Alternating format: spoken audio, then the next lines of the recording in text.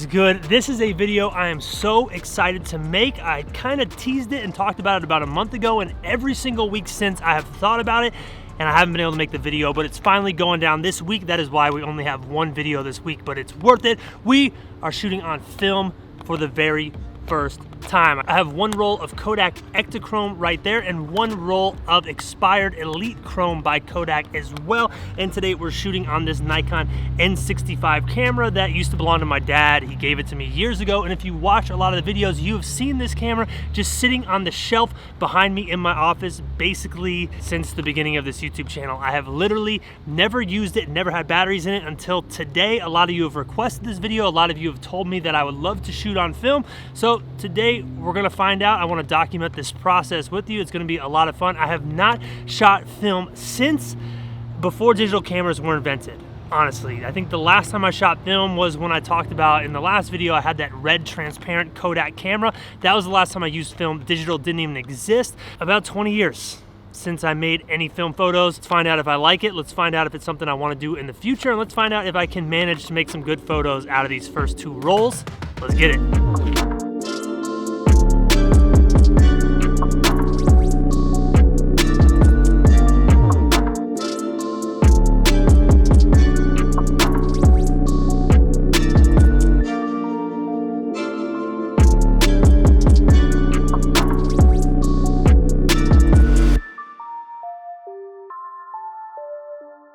So that right there is the classic Jackson Street view.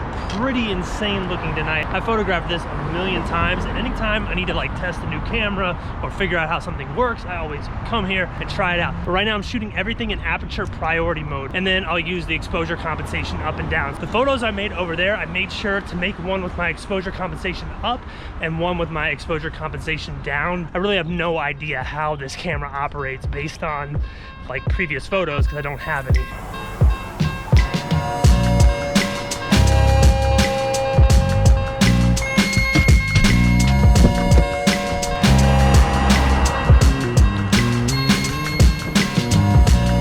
So quick stop at the office, want to give you all some observations while using this film camera. One, I'm pretty good about not overshooting when I'm out making photos, but even making 4 shots is a lot when you only have 24. So I got to change my mindset and slow down even more and think more about my shots and my settings and get it right the first time. But part of that is, like I said, the fact that I have no experience with this camera. I don't really know how to predict what it's gonna do.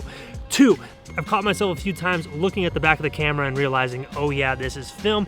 3, I really hope this roll of expired film does not ruin some of the shots because I feel like there's actually some pretty decent stuff tonight. We're gonna head over near Pond City Market, finish this one off, and then switch to the non-expired roll of Ektachrome.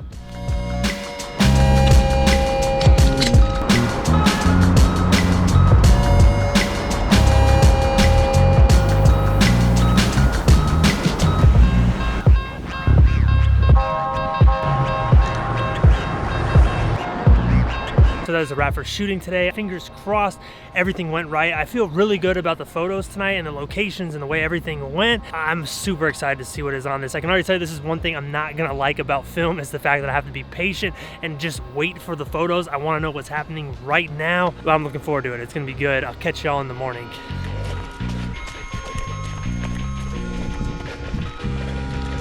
So today is day 2 of this film experiment. We're gonna get the shoot around the same time today, blue hour. But first things first, morning run with Dax.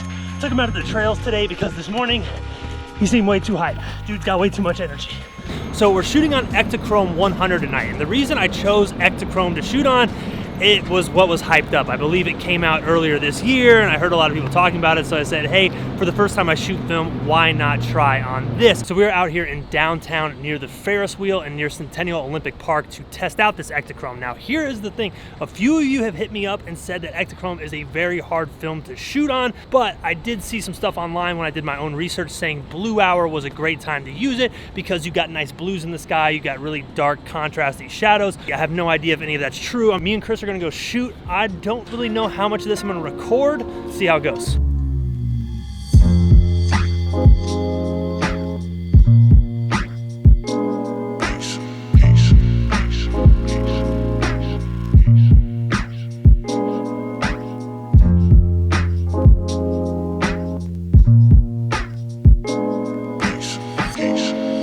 So we made it out to the location. Any B-roll you see in this half of the video is contributed by Chris House right there. Check him out on Instagram at Chris House.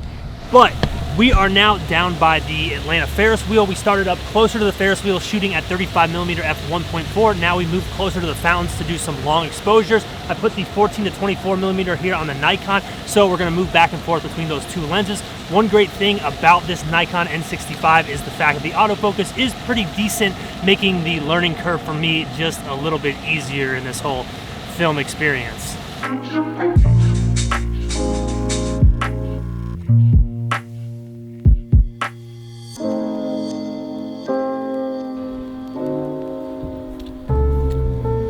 All right, you see that store right there? It's called Dunwoody Photo. People recommended other places. These guys have a one-day turnaround, which I really like. So we wait. I'm gonna get an email in a few hours with some TIFF files, and then we'll talk about it.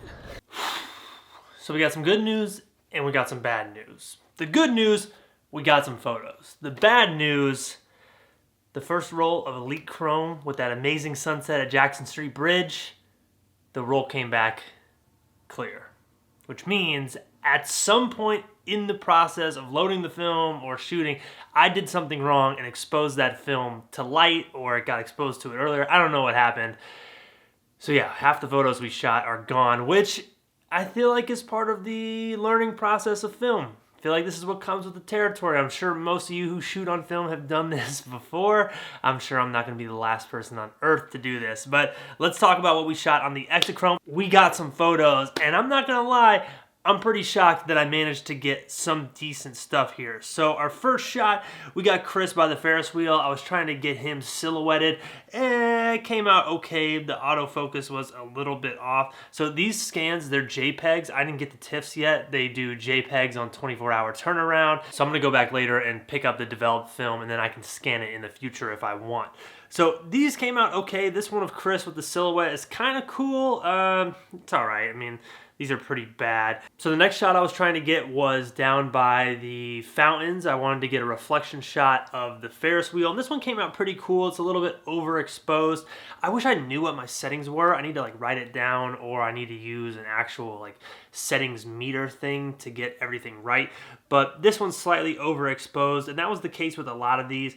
The Ferris wheel wasn't perfectly exposed. So I flipped the image and tried to do the same thing with the Ferris wheel up top and then the reflection down below.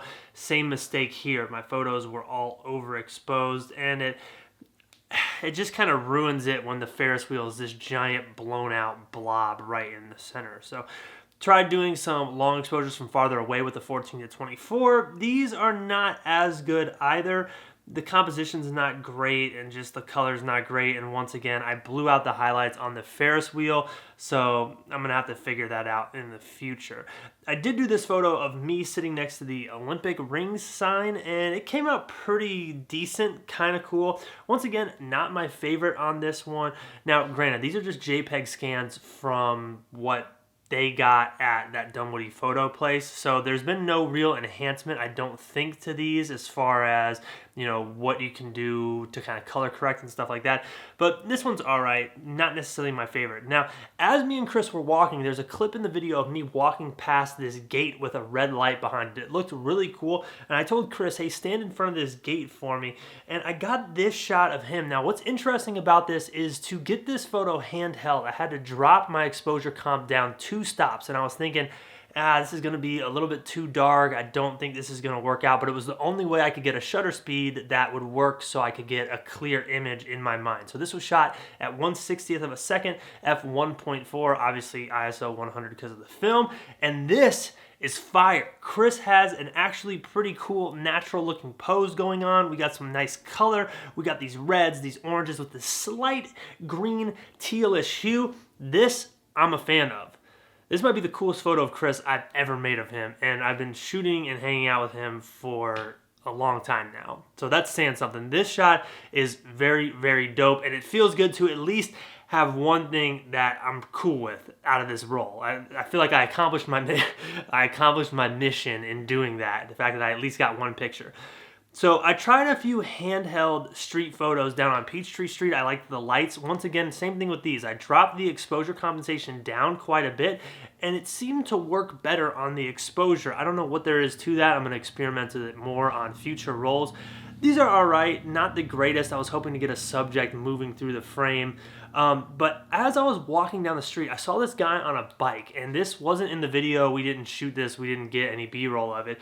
But I see the guy on the bike, grab the camera, and just pan with him. In my head, I'm thinking, there's no way this shot is gonna turn out. I can't even get shots like that to turn out right on digital. But somehow, from the photo gods, I got this shot perfect on film. A shot I can't get on digital right ever, I got right on film somehow. So this is really cool. This shot is sick. We got the guy sitting on the bike. We have all the lights going through. We capture him at the perfect speed. So he is pretty sharp, especially his head and torso area, which is what matters. And then the rest of the world is blurry, passing you by. This photo is dope, and I cannot believe, and I'm not exaggerating, I really cannot believe it when I opened this up and saw that this shot came out. It was literally like, oh, there's a bike, boom, here's the shot. Wow, I can't believe I just wasted that shot. I only have a few more left. And it worked. So I kept walking down the street and I saw this really cool light reflecting off this wall. So I tried to do something with that, not the greatest. And from there we went up to a classic viewpoint of the city. I wanted to do a long exposure, and this is another example of an overexposed image. I don't know what I did wrong here. I think I just had the exposure compensation too high.